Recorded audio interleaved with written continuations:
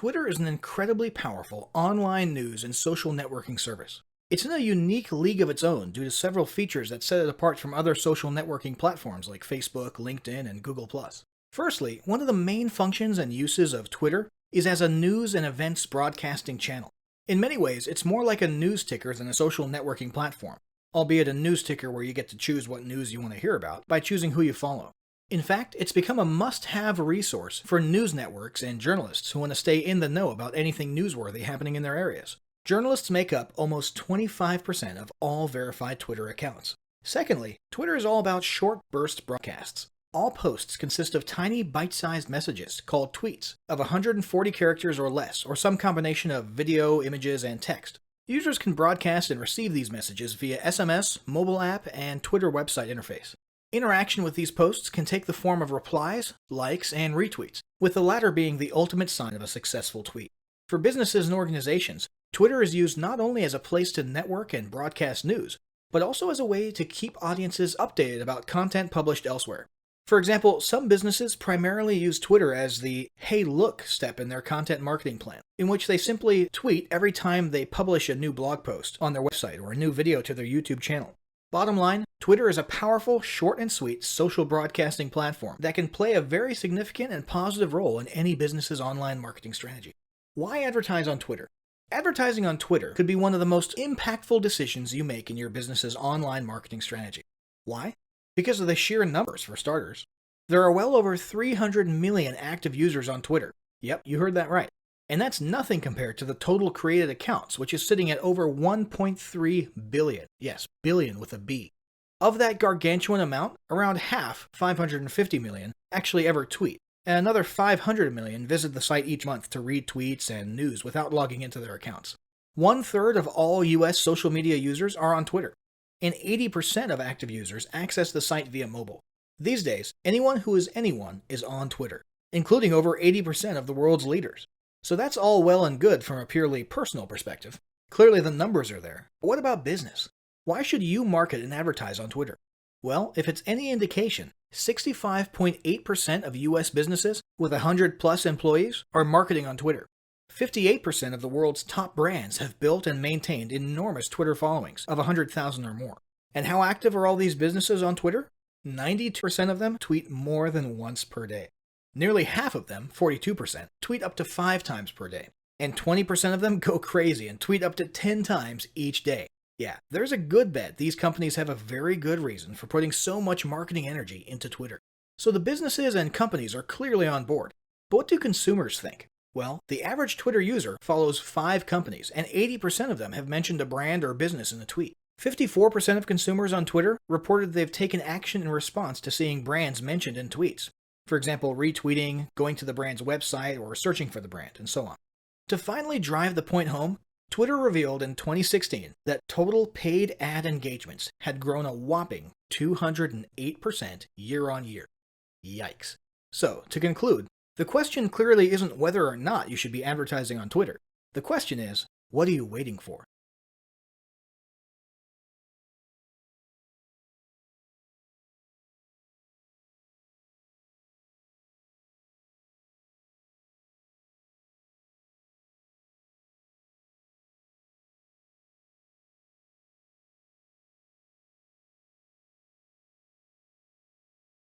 Establishing marketing goals is critical to the success of your Twitter advertising.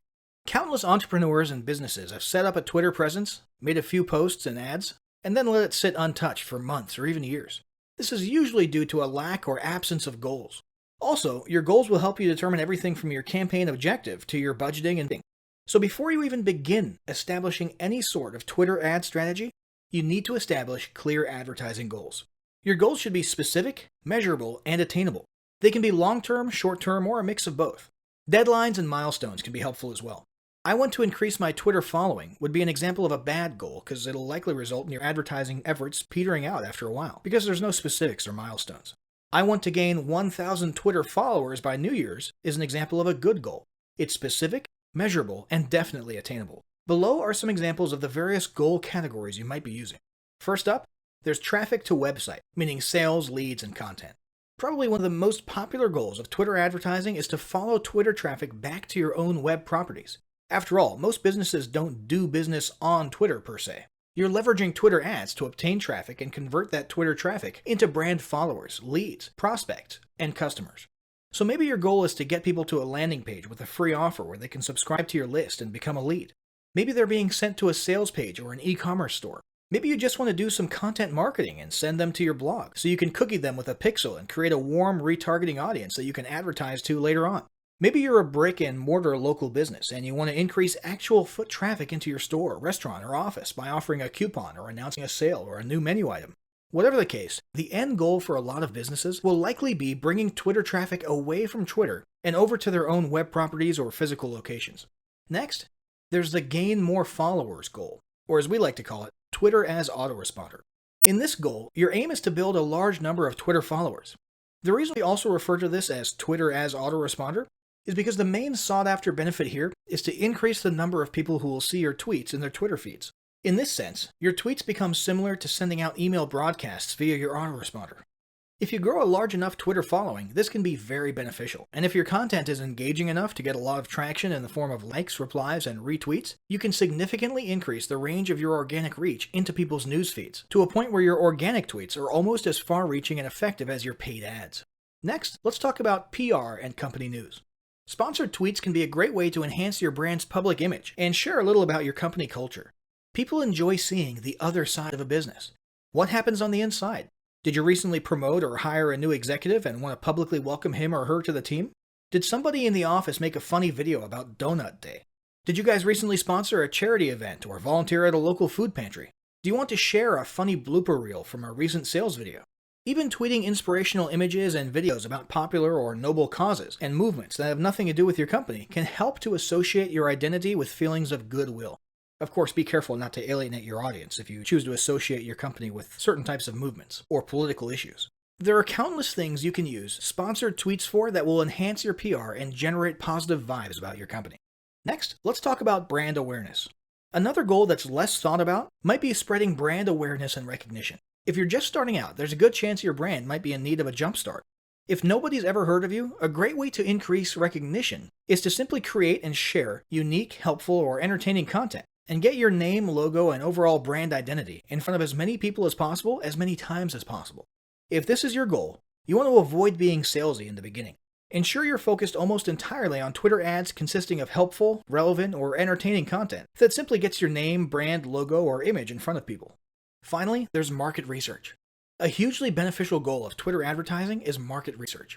If you're just starting your business or going down a new path, Twitter ads and sponsored tweets can be an excellent way to learn more about your audience and your market.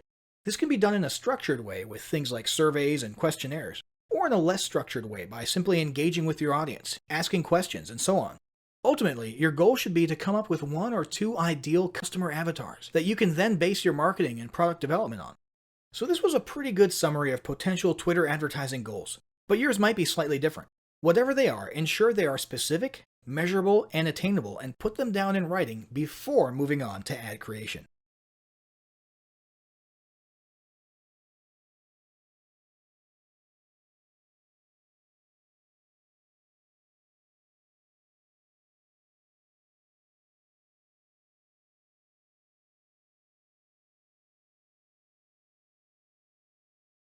So, hopefully by now you've established your Twitter advertising goals. Now it's time to create a campaign, and the first step is deciding on a campaign type. There are 6 types of Twitter ad campaigns, also referred to as objectives. These include website traffic ads, Twitter following ads, tweet engagement ads, video view ads, brand awareness ads, and app installs. Depending on your goals, you might end up using just one, a few, or even all of these ad types at some point. We'll take a closer look at each ad type right now. First, one of the most common Twitter ad types is website clicks or website traffic. This is more or less exactly what it sounds like. Use this ad type to send traffic from Twitter to your website, a squeeze page, sales page, e-commerce store, or a piece of content like a blog post or article. For your ad creative, you can use either a website card or other media, or even just a textual tweet. Ideally, you'll want to include a very clear call to action in your ad to encourage people to not only click, but also to follow through with certain actions on your website or page. With website clicks, you're setting your bidding and budget in accordance with how many clicks you get to your website. Any other benefits you gain from from this ad, such as followers, retweets, likes, and so on, are completely free. Website click ads work great when combined with conversion tracking. Simply place your Twitter website tag, which is the name Twitter uses for their tracking pixels, on the appropriate page for the type of action you're tracking. For example, if you're collecting leads, place your code on the thank you page. The number of people tracked as arriving on that page tells you how many people filled out your lead form. We'll discuss more about conversion tracking and analysis later. For now, just know it's a good idea to have a website tag on as many of your pages as possible so you can make use of that information later on. Next, there's tweet engagement ads. Tweet engagement campaigns are an excellent way to boost your reach and the number of people interacting with and sharing your content. You can either create an ad creative for this purpose, or you can choose to use an existing organic tweet. Basically, a tweet engagement ad campaign promotes these tweets to a bigger, targeted audience that you otherwise wouldn't reach organically. Rather than painstakingly try to organically network your way in front of the perfect audience on Twitter, you can have any tweet appear in front of your ideal target audience right there in their Twitter newsfeeds. These tweets look and behave exactly like normal tweets, except that they have a small label on them that says promoted. This native look and feel really helps increase the amount of engagements you can expect to receive. In the case of tweet engagement campaigns, you're basically paying Twitter for every time a person interacts with your tweet in any way. This includes retweets, replies, likes, and pretty much any other interaction a person may have with your promoted tweet. Next, there's the increase followers campaign type. Twitter followers can be super valuable for your business. Unlike Facebook, where the percentage of your followers who see your organic posts is very small, with Twitter, your followers can pretty much be expected to see all your tweets. For that reason alone, the increase followers ad type can be very beneficial. Customers who follow you on Twitter are much more likely to become customers and advocates of your brand. According to Twitter's own research, 75% of consumers feel better about small and medium-sized businesses after following them on Twitter, and 69% have purchased from a business because of Twitter content once or more. This campaign promotes your actual Twitter account rather than the individual tweets to a target audience that you think might be interested in your brand. It does so by featuring your account in places like the Who to Follow panel and their home timeline. In this case, you'll be paying Twitter based on instances of people choosing to follow you. This can be an easy and relatively inexpensive way to accelerate your follower growth and significantly boost your organic reach. Next, there's brand awareness ads. Awareness campaigns can be incredibly helpful in getting your brand name or identity in front of as many eyeballs as possible, and ultimately drive better awareness for your business. This can be especially useful when you're a newer brand and you're looking for a quick boost in name recognition within your target market, niche, or industry. The ad in this case can be any typical promoted tweet, meaning text only or text and media, but the real difference is in what you're paying for. Rather than paying for specific actions taken by users on your tweets, you're paying for impressions. An impression is any time a tweet is made visible in someone's newsfeed. The great thing about this model is that impressions are dirt cheap. 1,000 impressions will typically cost you anywhere from a few dollars to $12, depending on things like targeting. The downside is that impressions come and go very quickly and don't necessarily produce direct ROI or results. A person could literally scroll or swipe past your tweet, barely noticing it, and that would count as one impression. If your goal is to get your brand in front of as many people as possible in a short amount of time, then this would be fine, because people would at least be getting exposed to your logo or image, even if they're not stopping to learn more. Just don't expect a ton of engagements or clicks from these tweets, although you'll get a little bit and it doesn't cost you extra. After that, there's video views, also known as promoted video. Video view ads are exactly what they sound like. You're exposing your video to as much of your target audience as possible and paying Twitter for each time a person watches that video. This is very powerful, because videos on Twitter are shown to drive the highest recall and emotional connection of any digital platform, according to business.twitter.com. Another recent addition that makes this advertising tool even more powerful is the autoplay feature, which causes your video ad to automatically start playing with no sound as users scroll past it in their timelines. This dramatically boosts interactions and views. Now, since you're lining Twitter's pockets, they allow you more freedom with videos than organic video tweets. File size can be huge, but they recommend you keep it under 1 gigabyte. Maximum length is typically 2 minutes and 20 seconds, but you're allowed to ask them directly for up to 10 minutes and they might approve you for that. Frame rate should be 29.97 or higher, and videos ideally should be at least 720p resolution or higher for that nice crisp look. Keep in mind, they're trying to keep Twitter timelines pretty. Twitter recommends you have a good CTA or call to action in the textual part of your tweet, namely a CTA explaining why they should watch your video. This will encourage people to stop as they're swiping or scrolling by and actually take time to view. They also recommend you get the meat and potatoes of your message out clearly in the first 15 seconds, and keep the rest of your message short and sweet. Now, a quick warning here. Twitter considers any instance of autoplay in the timeline at 50% view, lasting 2 seconds or more, to be a chargeable video view. This isn't terrible, and in fact most platforms are starting to lean towards this form of charging. But it's important to note because it means you'll be paying even if people don't unmute or click to enlarge your video. This shouldn't discourage you, but just be aware of it when you're establishing your budget and your bidding. Last but not least, there's app installs and app re-engagement. This is a very powerful feature of Twitter advertising. This only applies to you if you have a mobile app of some sort, and if you do, you can create a promoted tweet that actually connects to your app on the App Store and pay Twitter for each time a person installs your app on their device. Beyond that, if you're looking to get more people to open that app later on, you can create Twitter ads that cause the app to open up on their device. This can be a great way to keep your mobile audience thinking about your brand or engaging with your software or content. You can choose to pay Twitter for clicks to install or for actually completed installations. And of course, you can pay them for clicks to open the app in the case of the app re-engagement ads. So, now that you've got a handle on creating Twitter ads, how do you ensure they're performing as well as they could, and how do you capitalize on that traffic you just paid good money for? That's what we'll be covering in the next section.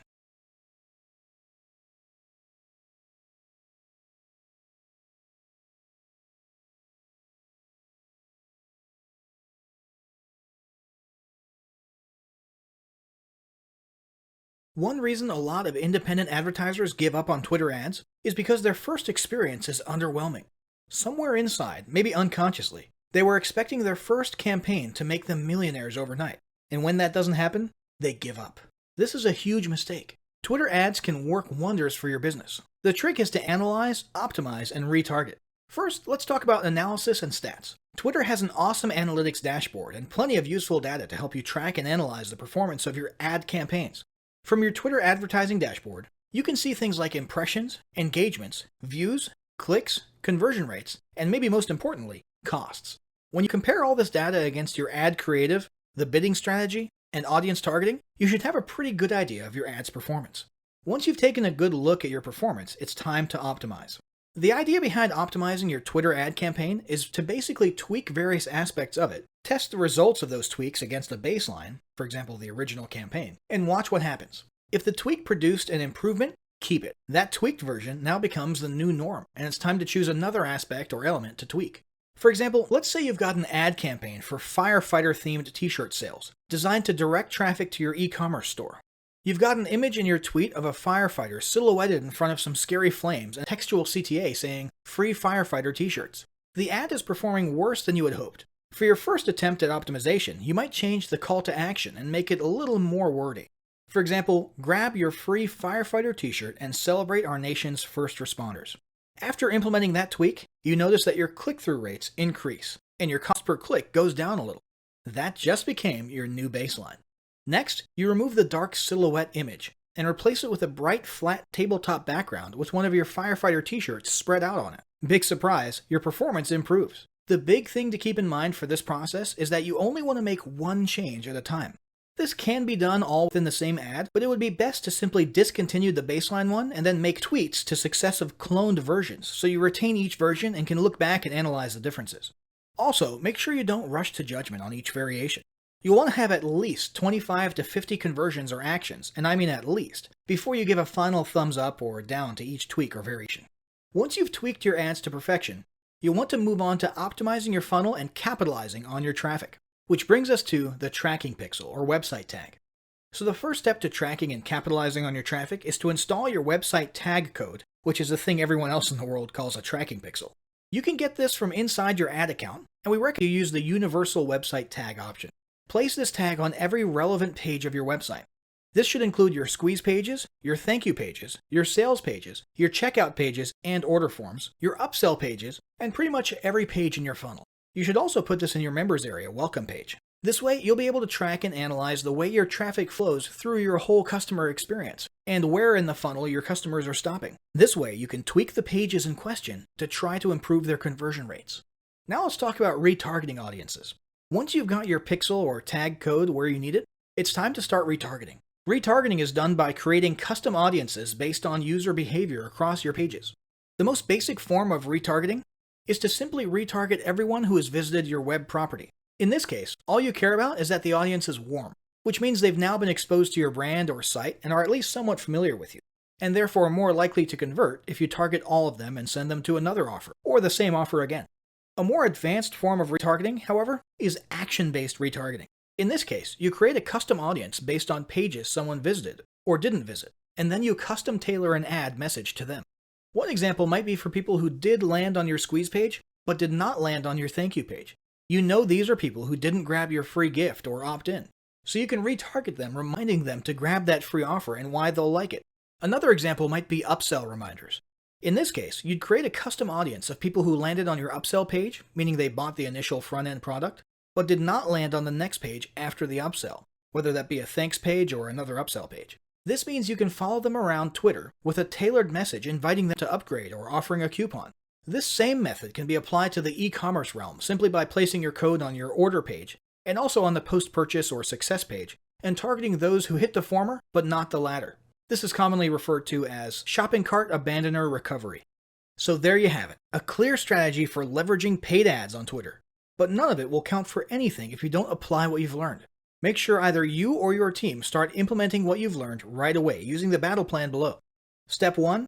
Establish your big picture Twitter advertising goals and ensure they're specific, measurable, and attainable. Step 2. Choose an appropriate ad type or objective. Step 3. Make your targeting and budget decisions for your first ad in accordance with the goals you established at the beginning. Step 4. Design an ad creative that's eye-catching and engaging. Step 5. Analyze your performance after getting at least around 25 to 50 conversions. Step 6. Start tweaking and optimizing your campaign to boost performance.